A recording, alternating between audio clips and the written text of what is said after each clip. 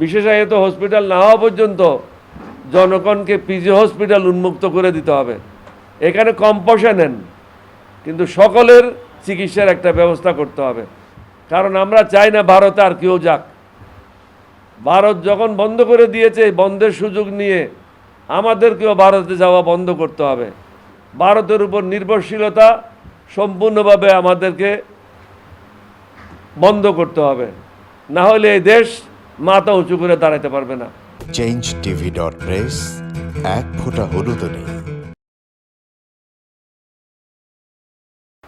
জেলা বিচারালয়ের দুর্নীতি বন্ধ করতে হবে। এর সাথে সংশ্লিষ্ট ব্যক্তিদের সামারি ট্রায়ালের মাধ্যমে জেলে দিতে হবে, শাস্তির ব্যবস্থা করতে হবে। এমন কোনো কোর্ট নাই বাংলাদেশে যেখানে টাকার লেনদেন হচ্ছে না। মানুষের ভোগান্তি চরমে। আমরা মনে করেছিলাম অগাস্টের এই পরিবর্তনের পরে জনগণের মধ্যে স্বস্তি আসবে, শান্তি আসবে, ন্যায় বিচার পাবে। ন্যায় বিচার তো দূরের কথা, এখনো পর্যন্ত 8 মাস আগে মামলা করার এই কেসগুলি চার্জশিট হয় নাই। স্বরাষ্ট্রমন্ত্রীর উচিত হবে কখন কে মামলা করেছে, এগুলি কেন চার্জশিট হচ্ছে না। যদি চার্জশিট হওয়ার উপযুক্ত না হয় তাহলে সেগুলি খালাস করে দিতে হবে। আর যেগুলি ডকুমেন্টারি এভিডেন্স আছে সেগুলি অবশ্যই চার্জশিট সাবমিট করতে হবে। এগুলি না করে পুলিশে ধান্দাবাজি করছে, স্বরাষ্ট্র মন্ত্রণালয়ের বদনামি হচ্ছে, জনগণের ভোগান্তি বাড়ছে, আমরা ন্যায় বিচার থেকে বঞ্চিত হচ্ছি। বাংলাদেশে কমপক্ষে 2-3টা বিশেষায়িত হসপিটাল নির্মাণ করতে হবে। এখন থেকে ব্যবস্থা না নিলে এটা হবে না। যেখানে স্বল্প মূল্যে সকল ধরনের চিকিৎসা সুবিধা থাকবে, তাহলে লোককে আর ভারতে যেতে হবে না। এখন ভারতে যাচ্ছে কেন? এখানে চিকিৎসা সুবিধা নাই, আধুনিক যন্ত্রপাতি নাই। আপনাদেরকে লেটেস্ট যন্ত্রপাতিগুলি কিনতে হবে। এগুলি যে খুব বেশি টাকা লাগে। হাসিনা যেখানে 28,000 কোটি টাকা চুরি করে নিয়ে গেছে, সেখানে আপনারা 28,000 কোটি টাকা খরচ করেন, তাহলে এই সমস্যাগুলির সমাধান হবে। বিশেষায়িত হসপিটাল না হওয়া পর্যন্ত জনগণকে পিজি হসপিটাল উন্মুক্ত করে দিতে হবে। এখানে কম পয়সা নেন, কিন্তু সকলের চিকিৎসার একটা ব্যবস্থা করতে হবে। কারণ আমরা চাই না ভারতে আর কেউ যাক। ভারত যখন বন্ধ করে দিয়েছে, বন্ধের সুযোগ নিয়ে আমাদেরকেও ভারতে যাওয়া বন্ধ করতে হবে। ভারতের উপর নির্ভরশীলতা সম্পূর্ণভাবে আমাদেরকে বন্ধ করতে হবে, না হলে এই দেশ মাথা উঁচু করে দাঁড়াতে পারবে না। এখন পৃথিবীর বিভিন্ন দেশে চিকিৎসা নেওয়া সহজ করে দিয়েছে। তারা কম পয়সায় আপনাদেরকে নিয়ে যাওয়ার সুযোগ করে দিয়েছে, কম পয়সায় চিকিৎসার ব্যবস্থা করছে।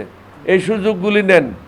এরই মধ্যে আমাদের ঢাকাতে হোক বা অন্য জায়গায় হোক বিশেষায়িত 3-4টা হসপিটাল করেন, যেখানে সব ডিসিপ্লিনগুলি থাকবে। ডিসিপ্লিন মানে কিডনি রোগের জন্য থাকবে, লিভারের জন্য থাকবে, বা বিভিন্ন হার্টের জন্য থাকবে। বিশেষায়িত হসপিটালগুলি যদি হয় তাহলে আমাদেরকে আর বিদেশে যেতে হবে না। আমাদের ডাক্তাররা খারাপ না, কিন্তু তাদেরকে একটা নির্দিষ্ট সংখ্যক রুগী দেখার ব্যবস্থা করে দিতে হবে।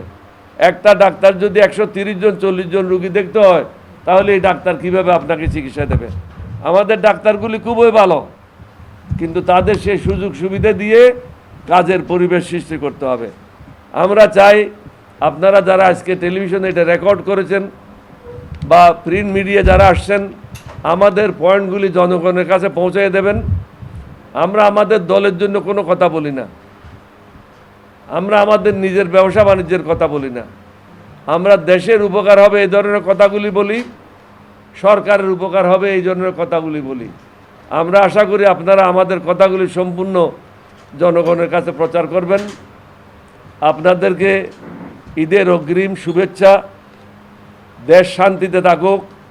আমাদের সকলের উচিত সকল প্রকার বিতর্কের ঊর্ধ্বে উঠে সংযম ধারণ করা।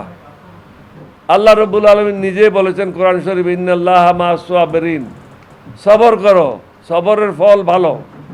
এখন বিভিন্ন জায়গায় উত্তেজনা দেখা যাচ্ছে। এই উত্তেজনা করে নিজকেও ধ্বংস করবেন, দেশকেও ধ্বংস করবেন। এই উত্তেজনা অবশ্যই পরিহার করতে হবে। আমাদেরকে সুস্থ মস্তিষ্কে ঠান্ডা মাথায় চিন্তা করে প্রত্যেকটা পদক্ষেপ নিতে হবে। একে অপরের বিরুদ্ধে কথা বলে দেশকে অস্থিতিশীল করা কখনো ঠিক হবে না। সবাইকে নিজের লিমিটেশন বুঝতে হবে। এই লিমিট যারাই ক্রস করবে তারাই ধ্বংস হবে। এটাই আল্লাহর নিয়ম, এটাই কোরআনের কথা, এটাই হাদিসের কথা। আমরা যদি সবাই নিজ নিজ জায়গায় নিজ নিজ কর্মকাণ্ড নিয়ে ব্যস্ত থাকি তাহলে নিশ্চয়ই এই দেশ এগিয়ে যাবে। এই দেশকে এগিয়ে নিয়ে যাওয়ার দায়িত্ব আমাদের সকলের। আমরা মুক্তিযুদ্ধ করেছি। বাংলাদেশে কোনো রাজনৈতিক দল নাই যেখানে প্রেসিডেন্ট এবং সেক্রেটারি দুজনেই মুক্তিযোদ্ধা। এলডিপি 1 নম্বর নিবন্ধিত রাজনৈতিক দল এবং দুজনেই মুক্তিযোদ্ধা। আমরা যুদ্ধ করে দেশ স্বাধীন করে দিয়েছি। আজকে আমাদের ছেলে মেয়েদের কর্তব্য হলো এই দেশকে সঠিক পথে এগিয়ে নিয়ে যাওয়া এবং সঠিক পথে পরিচালনা করা। আমাদের অভিজ্ঞতা আর নবীন সমাজের শিক্ষাগত যোগ্যতা এবং তাদের আধুনিক টেকনিক্যাল নো-হাউ এগুলি কাজে লাগাই একটা সমন্বয় করতে হবে, না হলে কারো পক্ষে এই দেশে এগিয়ে নেওয়া যাওয়া সম্ভব হবে না। আপনার লেখাপড়া যতই থাকুক না কেন, আপনার জ্ঞান যতই থাকুক না কেন, আপনার যদি অভিজ্ঞতা না থাকে তাহলে অভিষ্ট লক্ষ্যে পৌঁছতে পারবেন না। এটা সমন্বয় ঘটাইতে হবে। যারা কাজ জানে তাদেরকে কাজে লাগাইতে হবে। এই সরকারটা এটা সাধারণ সরকার না, আমাদেরকে বুঝতে হবে। এটা হলো একটা যুদ্ধ পরবর্তী সরকার, যেরকম হয় এটা যুদ্ধ পরবর্তী সরকার। কিছু কিছু পাগল 5ই আগস্ট এবং জুলাইয়ের ঘটনাকে 1971 সালের ঘটনার সাথে এক করতে চায়।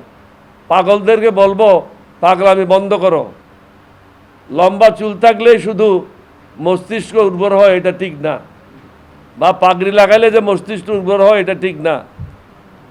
1971 সাল এটা ছিল একটা দেশের বিরুদ্ধে আর একটা দেশের যুদ্ধ, আর এটা ছিল একটা মুভমেন্ট, সরকারকে উৎখাত করার একটা মুভমেন্ট।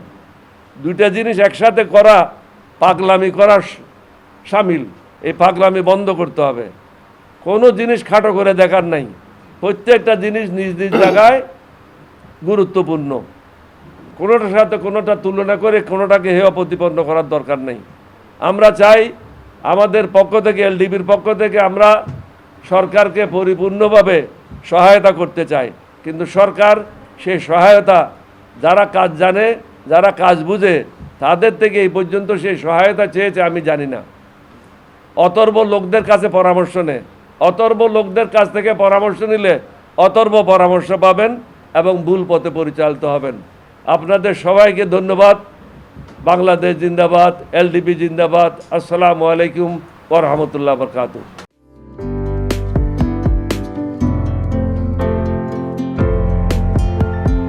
পহেলা জানুয়ারি 2025 ইউটিউব জার্নালিজমের অগ্রদূত changetv.press 6 বছর পেরিয়ে পা রাখল গর্বিত আমি অত্যন্ত আনন্দিত হলাম যে চেঞ্জ টিভি আগামী কয়েকদিনের মধ্যেই 6 বছর পূর্ণ করবে। আর হাঁটি হাঁটি পা পা করে চলা শুরু করে এখন সে বেশ দৌড়াদৌড়ি করছে বলা যেতে পারে। ও নামটাও অত্যন্ত বলবো যে সিগনিফিক্যান্ট, যে চেঞ্জ, এই গণঅভ্যুত্থান কিন্তু চেঞ্জ চেয়েছে। সেই হিসেবে তোমার টেলিভিশনের, তোমার এই চ্যানেলের নামের একটা যথেষ্ট মিল পাওয়া যায়। আমার প্রত্যাশা যে এই গণঅভ্যুত্থানের যে প্রত্যাশা, যে আশা আকাঙ্ক্ষা, চেঞ্জ টিভি সেটিকে এগিয়ে নিয়ে যাবে। তোমাকে শুভেচ্ছা। চেঞ্জ টিভি যারা সম্পৃক্ত আছেন, যারা কর্মী আছেন, সামনে পেছনে সকলকে আমার শুভেচ্ছা। changetv.press এক ফোঁটা হলুদ নেই। Online TV channel change TV 6 বছর ধরে ওনারা কাজ করে যাচ্ছেন। ইতিমধ্যে জনগণের হৃদয়ে স্থান করে নিয়েছেন। প্রায় 22 লাখ সাবস্ক্রাইবার আছে। আর যে কোনো অনুষ্ঠান 10 লাখের মতো মানুষ এটা প্রতিদিন মানুষ দেখে থাকে। আমিও এই চ্যানেল নিয়মিত দেখি। তো চেঞ্জ টিভির পক্ষে আমিরুল মোমিনিন মানিক সাহেবের উপস্থাপনা, প্রশ্নের ধরন, এগুলো জনগণ দেখতে চায়, শুনতে চায়। আমি চেঞ্জ টিভির উত্তরোত্তর সমৃদ্ধি কামনা করছি। changetv.press এক ফোঁটা হলুদ নেই।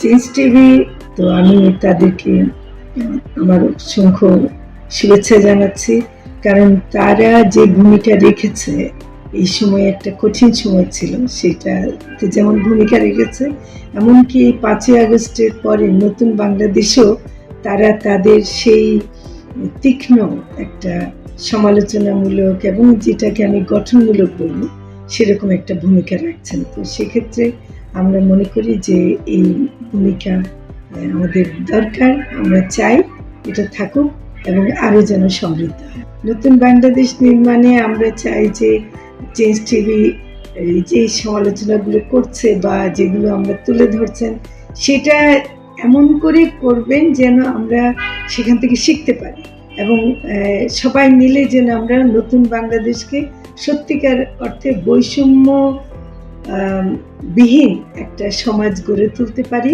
সেটা আপনারা সহজ চেষ্টা করুন। changetv.press, এক ফোঁটা হলুদও নেই।